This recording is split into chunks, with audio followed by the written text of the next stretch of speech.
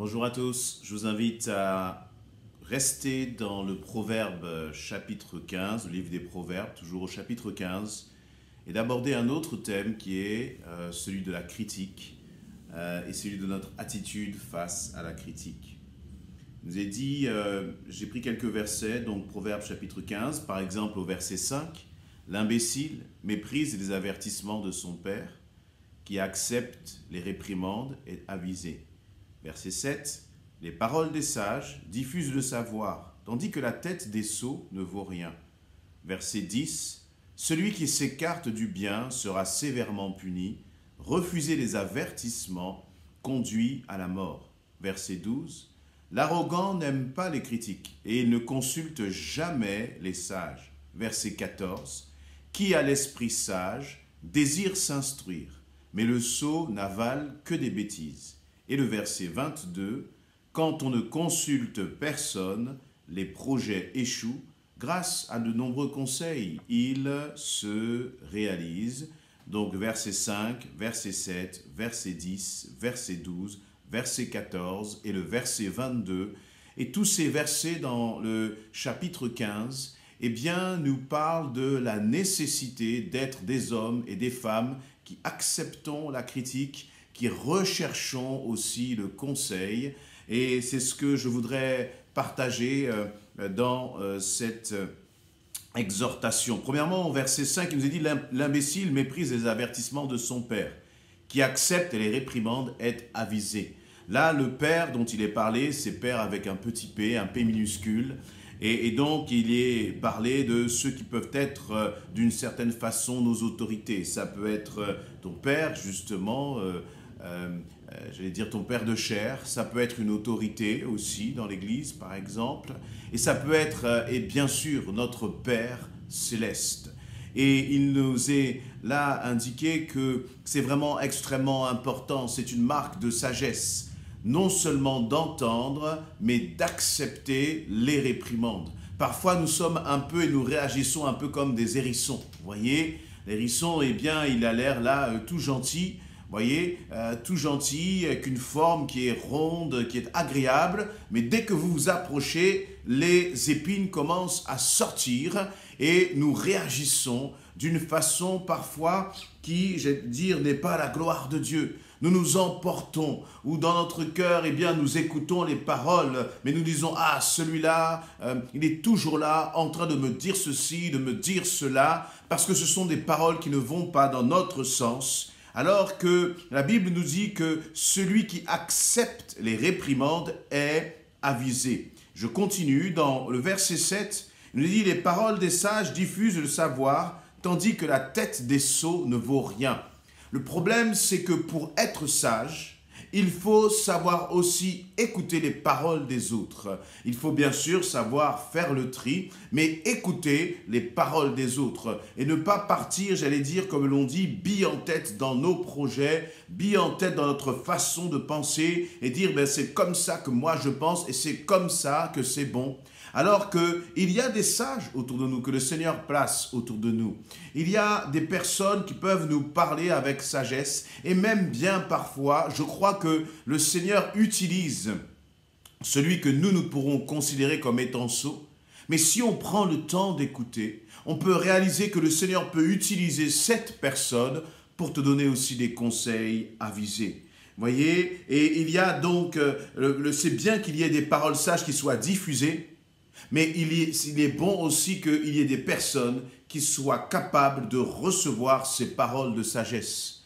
Et le problème des paroles de sagesse, c'est parfois des paroles qui nous bousculent un peu. C'est parfois des paroles qui ne vont pas forcément dans notre sens. C'est parfois des paroles qui, j'allais dire, ne nous caressent pas dans le sens du poil, mais qui nous disent la vérité en face. Mon frère, ma sœur, moi-même, suis-je prêt à écouter et à recevoir la vérité, même si cette vérité ne me fait pas tout le temps plaisir? Il nous est dit au verset 10, « Celui qui s'écarte du bien sera sévèrement puni. Refusez les avertissements conduit à la mort. Voyez, là où je veux en venir et où la parole nous mène, elle nous dit que nous avons besoin, j'ai besoin d'entendre des avertissements. Peut-être que tu es sur un chemin de mort. Peut-être que tu es sur un chemin où tu es en train de pécher. Peut-être que tu es en train de prendre des décisions et le Seigneur te reprend. Le Saint-Esprit te dit, arrête, ne fais pas cela. Mais parce que toi, tu préfères entendre des paroles, j'allais dire, qui vont dans son sens, eh bien, tu te diriges sur un chemin de mort. Parfois même, eh bien, tu peux écouter des prédications, tu peux écouter des exhortations sur YouTube ou dans ton église. Et tant que ça va dans ton sens, tu es content. Mais le Seigneur n'est pas venu pour te reprendre, j'allais dire, n'est pas venu pour aller dans ton sens, mais il est parfois venu pour te reprendre d'une façon claire sur un chemin de mort, sur un chemin qui amène à la mort. Vous voyez, même on le voit très clairement, lorsque l'on apporte une exhortation, lorsque l'on apporte un message qui caresse, excusez-moi l'expression, alors on voit beaucoup de vues, beaucoup de likes et on se transmet cela. Mais ce n'est pas forcément cette parole-là qui va te sauver. Parfois, on a besoin d'être encouragé et réconforté. Mais je crois que bien plus de fois, nous avons besoin d'être repris. Et vous savez pourquoi? Parce que nous sortons, j'allais dire, le Seigneur a été nous chercher dans un état de rébellion vis-à-vis des choses d'en haut. Il a été chercher non pas des personnes qui étaient parfaites, mais il a été chercher des pécheurs. Et toute notre vie, nous avons besoin d'être corrigés par Jésus-Christ. Et comment est-ce que nous sommes corrigés, toi et moi?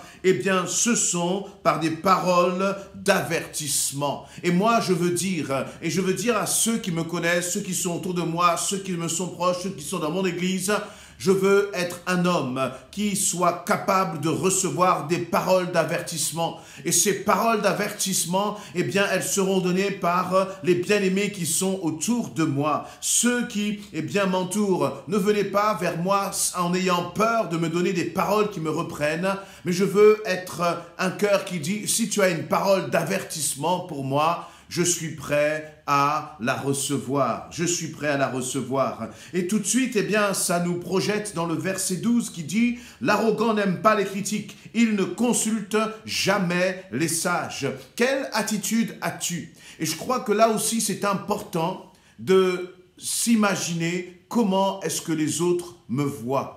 Est-ce que les autres me voient comme étant quelqu'un qui est abordable? Quelqu'un qui, eh bien, si tu sais que je suis sur une mauvaise voie, on se dit, cette personne, on peut aller la voir, on peut aller parfois la reprendre parce qu'on sait qu'elle est humble de cœur. On sait que cette personne-là, elle ne va pas monter sur... j'allais dire, ces grands chevaux, se mettre en colère dès qu'on va la reprendre, dès qu'on va essayer de l'exhorter, mais elle va écouter attentivement, et puis elle va juger tout simplement avec amour, et puis les gens donc vont se sentir libres de venir te voir s'il y a quelque chose qui ne va pas. Ils vont se sentir libres de venir te voir s'il y a quelque chose à corriger, parce que toi-même, tu instaures autour de toi un milieu qui est favorable à l'avertissement, un milieu qui est favorable à la réprimande, un milieu, c'est-à-dire tout simplement un cœur qui est humble. Si l'on pense à toi, comment est-ce que les gens te voient? Je crois que c'est une question importante. Est-ce que les gens te voient comme quelqu'un qui est accessible ou comme quelqu'un qui est susceptible? Je parlais encore récemment de la susceptibilité. Je crois que nous qui sommes enfants de Dieu, nous devons dire, eh bien, je ne veux pas être un arrogant, mais au contraire, je veux être celui qui accepte les avertissements parce que je crois que c'est important pour ma vie.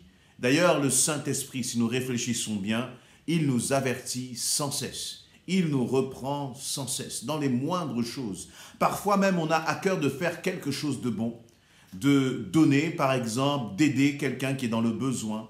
Et puis là, le Saint-Esprit nous dit, mais si tu le fais, est-ce que tu le fais vraiment pour les bonnes raisons? Ou est-ce que tu le fais pour être vu?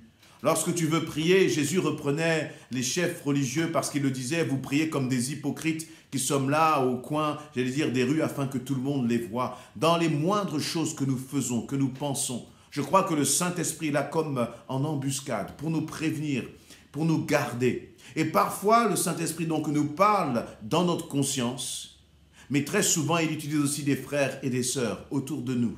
Mais est-ce que nous acceptons? Je crois que c'est vraiment important.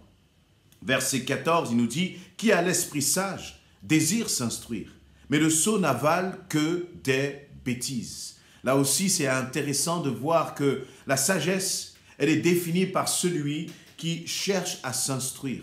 Est-ce que tu cherches à t'instruire? Déjà, tu peux être instruit par les paroles des autres, justement. Quand un frère et une sœur, encore une fois, te reprend. Et là, eh bien, toi, tu prends cela avec amour. Parce que tu dis, eh bien, si le frère m'a dit cela, Seigneur, je veux comprendre ce qu'il y a pour moi, ce qu'il y a de bon pour moi, parce que je vais être un homme sage. Et j'ouvre une petite parenthèse, le sage désire s'instruire.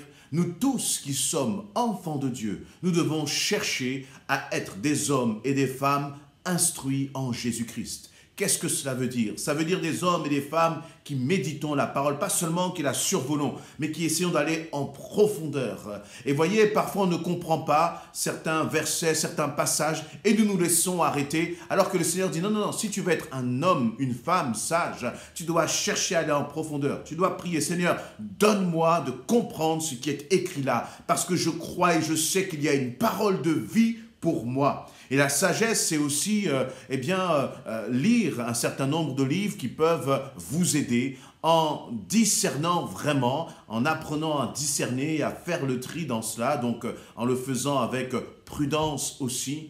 Mais je crois que celui qui est sage, qui a le désir de s'instruire, ne peut pas rester là simplement avec un verset dans la journée, et j'allais dire avoir comme pour seule nourriture spirituelle d'avoir juste un verset. Voyez, genre par exemple le verset du jour, ce n'est pas suffisant. Il faut chercher à aller plus loin. Je terminerai avec le verset 22 qui nous dit « Quand on ne consulte personne, les projets échouent. Grâce à de nombreux conseils, ils se réalisent. » Là aussi, je crois que dans tous les projets que vous avez, il est bon de consulter. Pas forcément d'écouter tout ce qui va vous être dit, mais même dans ce qui va vous être dit, ça va pouvoir vous confronter. Est-ce que j'ai vraiment pensé à tout? Est-ce que le Seigneur va vous parler aussi à travers justement les conseils qui vont vous être donnés? Je le crois vraiment. Et que marcher seul, penser seul, ce n'est pas quelque chose que le Seigneur veut. Il nous dit que celui qui ne consulte personne, les projets échouent tout simplement. Et donc, dans un projet de fiançailles, dans un projet de mariage, dans un projet professionnel, dans un projet d'église, on ne doit jamais marcher seul, mais on doit faire au contraire consulter les autres. Pourquoi? Parce qu'après tout, nous sommes le corps de Christ. Et dans l'autre, eh bien, le Seigneur met une parole pour toi.